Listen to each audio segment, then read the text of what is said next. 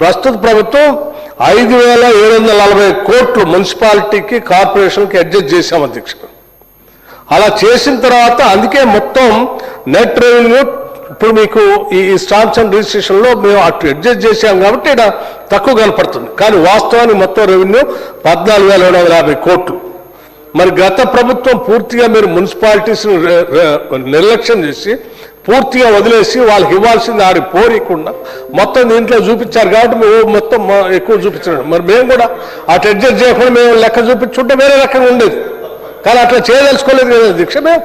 మీరు చేసిన తప్పిదాలను కూడా మేము రెక్టిఫై చేసి వాస్తవాలు సభ ముందు పెడతా ఉన్నాం.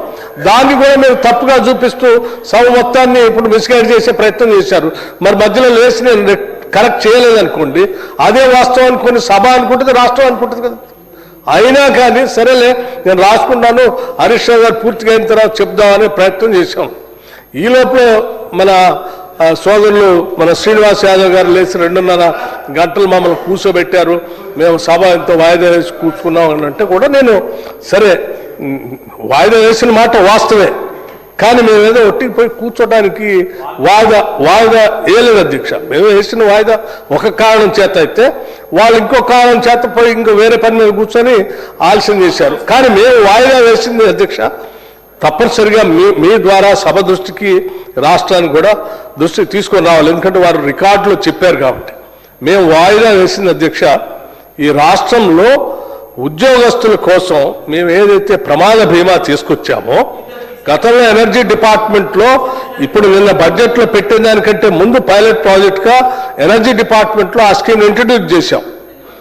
ఆ స్కీమ్లో ప్రమాదవశాత్తు పాపం లైన్మెన్ ఒక ఆర్టిజన్ ఇద్దరు వాళ్ళ సంబంధించినటువంటి వాళ్ళు డ్యూటీలో మరణిస్తే మేము ఆ స్కీమ్లో ఏదైతే ₹1,00,00,000 బీమా ఇస్తామని చెప్పామో ఆ బీమా సంబంధించిన చెక్కులను ఇద్దరు చిన్న ఉద్యోగస్తులు పాపం ఎనర్జీ డిపార్ట్మెంట్లో ఎస్పీడీసీఎల్లో పనిచేసే ఒక లైన్మెన్కి ఇంకొక ఆర్టిజన్కి చెరొక ₹1,00,00,000 ఇవాళ చెక్కు వాళ్ళకి అందించేటువంటి కార్యక్రమం ఈ శాసనసభ ప్రాంగణంలో కమిటీ హాల్ 1లో ముఖ్యమంత్రి గారు మిగతా క్యాబినెట్ అంతా వెళ్ళి ఆ కుటుంబ సభ్యులను పిలిచి మేము భరోసా అంటే రాష్ట్ర వ్యాప్తంగా శాసనసభ ప్రాంగణం నుంచి ఈ రాష్ట్రంలో పనిచేస్తున్న ఉద్యోగస్తులందరికీ ఒక నమ్మకాన్ని ధైర్యాన్ని మేము ప్రకటించినటువంటి ఏ పథకం అయితే ఉందో ఆ పథకాన్ని తూచా తప్పకుండా అమలు చేస్తున్నాం అని ఒక భరోసాని నమ్మకాన్ని ధైర్యాన్ని కల్పించడం కోసం ఆ చెక్ను ఇదే రోజు శాసనసభలో కమిటీ హాల్లో వాళ్ళు ఆ ఇద్దరు కుటుంబ సభ్యుల్ని పిలిచి అందరి సమక్షంలో ఆ చెక్ ఇవ్వటం కోసం సభని ఒక 10-20 నిమిషాలు వాయిదా వేశాం తప్ప వేరే కారణం చేత కాదు, లేకపోతే ఇంకేదో వ్యాపకం కోసం కాదు అధ్యక్ష. ఈ రాష్ట్రంలో ఉన్నటువంటి ఉద్యోగస్తులకి ప్రజల క్షేమం గురించి ఆలోచన చేసి దాన్ని వాయిదా వేశాం. మీరు కావాలని మేము వాయిదా వేసామనుకుంటే అది కరెక్ట్ కాదు అధ్యక్ష. రాష్ట్ర ప్రజల కోసం ఉద్యోగస్తుల కోసమే మనం వాయిదా వేశాం. మీరేమో దాన్ని ఆసనగా తీసుకొని ఇంకా సమయం కావాలని చెప్పి అక్కడెక్కడ మా ఎల్ఏ మంత్రి గారు పదే కోరితే కూడా మీరు సభలో రాకుండా ఆలస్యం కావటం వల్ల ఇంకా కొంత ఆలస్యం అంతే తప్ప మాకే మేము ఆలస్యం చేసింది కాదు అధ్యక్ష. దయచేసి దీన్ని అర్థం చేసుకోవాల్సిందిగా సోదరులకి మనవి చేస్తూ వారిని తొందరగా ఇప్పటికే చాలా ఎక్కువ సమయం ఇచ్చాము అధ్యక్ష. హరీష్ రావు గారు ఈ బడ్జెట్ గురించి కాదు అధ్యక్ష, ఇవాళ మనం ప్రవేశపెట్టిన బడ్జెట్ కాకుండా అసలు ఎప్పటి నుంచో మా 2024-25 నుంచి మొదలుపెట్టారు. జనరల్గా ఇప్పుడు చర్చ ఈ బడ్జెట్ మీద ఇది వదిలేసి పాతది మొదలుపెట్టారు. మరి నేను 10 ఏళ్ళ నుంచి లెక్కలు చెప్పుకుంటూ రావాలంటే మరి ఇది వదిలేసి అది మాట్లాడాల్సి వస్తుంది. దయచేసి వారిని వెంటనే ముగిచేస్తే ఇంకా మా సభ్యులు కూడా మాట్లాడాల్సి ఉంది. ఇప్పటికే ఎక్కువ టైం ఇచ్చారు, కంక్లూడ్ చేయమని చెప్పండి అధ్యక్ష. ఒక 5 మినిట్స్ 4-5 మినిట్స్లో కంక్లూడ్ చేయవలసిందిగా వారిని నేను విజ్ఞప్తి చేస్తా ఉన్నాను అధ్యక్ష. అధ్యక్ష బట్టి గారు మారిండ్రు అనుకున్నా ఏం మారలేదు, ఏం మీరు మారదు కూడా. ఇక అధ్యక్ష ఇప్పుడు 10 ఏళ్ల కింద బీఆర్ఎస్ ప్రభుత్వం గురించి వాళ్ళు మాట్లాడతారట. మీరు గత బడ్జెట్లో ప్రవేశపెట్టింది మేము మాట్లాడద్దట. ఇది ఎక్కడ తీరు అధ్యక్ష? ఇది 9 మేము ఆల్రెడీ ప్రజలు అది ఓటింగ్ అయిపోయింది, ప్రజలు తీర్పిచ్చిండ్రు, మేము ఈడ కూర్చున్నాం, మీరు ఆడ కూర్చున్నారు. మీ బడ్జెట్ మీద కూడా మాట్లాడొద్దు, మీరు పోయిన సంవత్సరం అడగద్దు అంటే ఇది ఎక్కడిది తీరు అధ్యక్ష? అధ్యక్ష ఇంకోటి అది కూడా ఈ బడ్జెట్లో పార్టే అధ్యక్ష. నేను మాట్లాడింది 1 గంట 3 నిమిషాలు మాట్లాడినా, బయట మా పిఎల్ నోట్ చేయడానికి పెట్టినా మీరు ఇట్లే చేస్తుండ్రని. నాకు 5 ఇంటరప్షన్లు అయినాయి. 1 గంట 4 నిమిషాలు 1 గంట 15 నిమిషాలు మాట్లాడాడు నాలుగే అధ్యక్ష. మీ పిఏ బయట నుంచి 1 గంట 15 నిమిషాలు మాట్లాడు ఆన్ రికార్డ్. సరిగా మాట్లాడి కంక్లూడ్ చేయండి. ఎంత మాట్లాడేదాన్ని నాకు కనీసం గంట టైం ఇస్తే మాట్లాడితే పొమ్మంటే మీరు కంక్లూడ్ చేయండి. నాకు 1 అవర్ ఇస్తే ఇవ్వండి సార్, లేదంటే అవసరం లేదు. మీరు ప్రతిపక్షం మాట వినదలుచుకోలేదు, విమర్శలు తీసుకోదలుచుకోలేదు, సజెషన్స్ మీకు వద్దు, మీరు మాట్లాడద్దంటే కూర్చుంటాం అధ్యక్ష.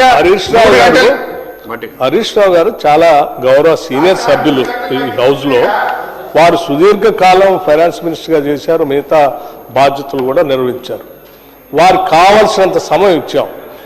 ఇచ్చిన తర్వాత కూడా ఇంకా 5 నిమిషాలు ఇచ్చి కంక్లూడ్ చేయండి అని చెప్పాము. మిమ్మల్ని మైక్ కట్ చేయమని చెప్పలేదు అధ్యక్ష. ఇంకా 5 నిమిషాల్లో కంక్లూడ్ చేయమని అంటే మీరు వద్దంటే నేను బయటికి పోతాను, నేను వద్దంటే బయటికి పోతాను, మాట్లాడితే బయటికి పోతా అంటారు ఏంటి అధ్యక్ష? బయటికి పోవద్దు, మీరు మాట్లాడాలని కంక్లూడ్ చేయాలని కోరుతున్నాం. దయచేసి అందరూ కంక్లూడ్ చేయండి అధ్యక్ష.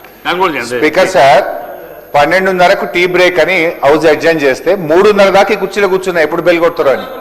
3:30 గంటలు ఎప్పుడు బెల్ కొడతారో అని కుర్చీలో కూర్చున్నా, లంచ్ కూడా చేయకుండా. సార్ ఇదేం సార్ మైక్ ఇవ్వకపోతే? మైక్ ఇప్పుడు అసలు సార్ ఇంతవరకు ఈ బడ్జెట్ లో నేను ఏం మాట్లాడలేదు అధ్యక్ష. ఓన్లీ లాస్ట్ 2 బడ్జెట్ రివ్యూ చేసిన. Just I'm entering into this budget. At least I need 1 hour sir. నేను ఈ ప్రభుత్వానికి సలహాలు మాట్లాడండి. మీకు ఇప్పటికే గంట 15 నిమిషాలు, గంట 5 నిమిషాలు ఇచ్చారు, గంట 20 నిమిషాలు ఇచ్చినాం. సార్ మీరు మా గొంతు నొక్కమంటే ఎట్లా సార్? మీరు కంక్లూడ్ చేయండి ప్లీజ్. మా గొంతు నొక్కమంటే ఎట్లా సార్? మీరు కంక్లూడ్ చేయండి. ఇదేం ప్రజాపాలన సార్? ఇది కంక్లూడ్ చేయండి ప్లీజ్. బయట మాట్లాడి కంక్లూడ్ చేయండి. అరే ఇది ప్రజాపాలన ఎట్లయితే సార్? ప్రతిపక్షం గొంతు నొక్కితే ఇది ప్రజాపాలన అవుతుందా? ఇది మీరు మాట్లాడండి, కంక్లూడ్ చేయండి, మాట్లాడండి అధ్యక్ష. వ్యవసాయం అధ్యక్ష, ఈ బడ్జెట్ గురించే మాట్లాడుతున్నా అధ్యక్ష. ఫస్ట్ జస్ట్ ఐఎమ్ స్టార్టింగ్, ఇప్పుడే వ్యవసాయంతో స్టార్ట్ చేస్తున్న ఈ బడ్జెట్ లో పెట్టింది అధ్యక్ష. బీఆర్ఎస్ ప్రభుత్వం 2014-15లో వ్యవసాయానికి 5,270 కోట్లతో మేము ప్రారంభమైనాం. మేము దిగిపోయే నాటికి వ్యవసాయంకు కేటాయింపులు 2023-24 28,594 కోట్లు, అంటే 442% అగ్రికల్చర్ కు మేము పెంచినాం అధ్యక్ష. బట్ గౌరవనీయులు భట్టి గారు ఈసారి పెట్టిన బడ్జెట్ లో అధ్యక్ష 23,179 క్రోర్స్ పెట్టారు. లాస్ట్ ఇయర్ బడ్జెట్ కంటే ఇది 1,260 కోట్ల రూపాయలు తక్కువ. మేమేమో ఇయర్ ఆన్ ఇయర్ వ్యవసాయానికి బడ్జెట్ పెంచుతూ 442% మేము పెంచాము. కానీ గౌరవనీయులు భట్టి గారు ఈ బడ్జెట్ లో వ్యవసాయానికి 1,260 కోట్ల రూపాయలు తగ్గించారు.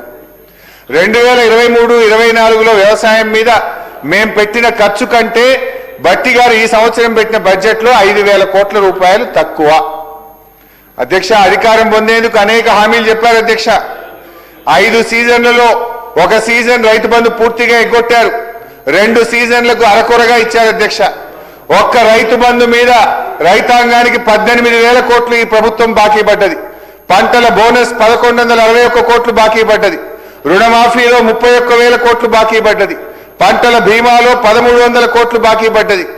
ఒక్క రైతులకే ఈ ప్రభుత్వం 40-50 వేల కోట్ల రూపాయలు ఇచ్చిన హామీలు బడ్జెట్ లో పెట్టిన లెక్కల ప్రకారమే బాకీ పడ్డది అధ్యక్ష.